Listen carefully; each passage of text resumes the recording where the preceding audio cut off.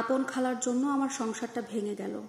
আমি আমার সংসারটা ধরে রাখতে পারিনি। খালাতো ভাইয়ের সাথে আমি প্রেম ভালোবাসায় জড়িয়ে যাই। শুনতে অপ্রিয় হলেও এটা সত্য যে আমি আমার খালাতো ভাইকে চিনতাম না। আমাদের বাড়ি ঢাকায় আর আমার খালার বাড়ি ছিল চট্টগ্রামে। কারণবশত আমাদের কখনো সেখানে যাওয়া হয়নি, ওঠা বসা হয়নি। আর আমি ছোট থেকে আমার খালাতো ভাইকে কখনো দেখিনি। কিন্তু দুর্ভাগ্যবশত খালাতো ভাইয়ের সাথে আমার ফোনে পরিচয় হয়ে যায়। তখন জানতাম না সে আমার খালাতো ভাই। আমাদের মধ্যে দেখাশোনা, কথাবার্তা, প্রেম ভালোবাসা সবকিছু হয়ে যায়। একে অপরকে খুব ভালোবেসে ফেলি। আমরা একদিন দেখা করি, খুব পছন্দ হয়ে যায়। পরবর্তীতে দেখা করে আমরা সিদ্ধান্ত নিই আমরা বিয়ে করব। এরপরে যখনই আমরা দেখা করি তখনই আমরা বিয়ে করে নিই। বিয়ে করার পর আমার খালাতো ভাই আমাকে ওর বাড়িতে নিয়ে যায়, মানে আমি আমার শ্বশুর বাড়িতে যাই।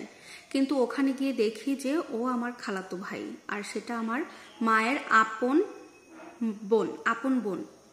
সেক্ষেত্রে আমার খালা আমাকে ওই বাড়িতে উঠতে দেয় না। কোনোভাবেই তার ছেলের বউ হিসেবে আমাকে মেনে নিতে পারে না। আমাকে বাড়িতে না ঢুকতে দিয়ে ঘাড় ধাক্কা দিয়ে ঘর থেকে বের করে দেয়। তারপরে ভেবেছিলাম এই বাড়িতে আমি আর কোনোদিন ফিরবো না, কিন্তু কি আর করব, তার ছেলের সাথে তো আমার বিয়ে হয়ে গেছে। কিন্তু আমরা খুব বেশি দিন একসাথে থাকতে পারিনি। আমরা যখন বিয়ে করি তখন আমার স্বামী বেকার ছিল। কোনো রকমে দিন যাপন করলেও পরবর্তীতে একটা এনজিওতে চাকরি খুঁজে নেয়। কিন্তু আমাদের চলতে ফিরতে খুব সমস্যা হচ্ছিল। পরবর্তীতে ওর কষ্ট আমি সহ্য করতে পারছিলাম। পরবর্তীতে আমার শাশুড়ির সাথে কথা বলে অনেক অনুনয় বিনয় করে তাদের বাড়িতে ফিরে আসি। কিন্তু শ্বশুর বাড়িতে আসলে কি হবে, আমার শাশুড়ি মানে আমার খালা আমাকে একদম সহ্য করতে পারতো না। আমাকে এত নির্যাতন করতো, এত জ্বালাতো, এত কষ্ট দিত, আমি সহ্য করতে পারতাম না। ওখানে আমি এত যন্ত্রণা সহ্য করতে না পারে আমি আমার বাবার বাসায় চলে যাই। কিন্তু আমার হাজবেন্ড আমাকে অনেক ভালোবাসে, তাই আমাকে বুঝিয়ে সুঝিয়ে আবারও আমার বাবার বাড়ি থেকে ওদের বাড়িতে নিয়ে আসে। এরপরে থাকতে থাকতে আমাদের 2টি মেয়ে বাবু হয়। অনেক ক্ষেত্রে দেখা যায় ভালোবেসে বিয়ে করলে, সন্তান হলে সবকিছু ঠিকঠাক হয়ে যায়, সবাই মেনে নেয়।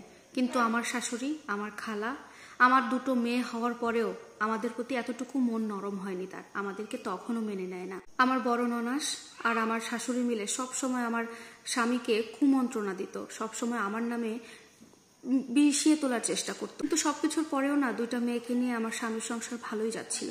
হঠাৎ করে কোথা থেকে এক ডাইনি এসে আমার সমস্ত সাজানো গোছানো সংসার নষ্ট করে দিল। এখন আমরা আলাদা থাকি।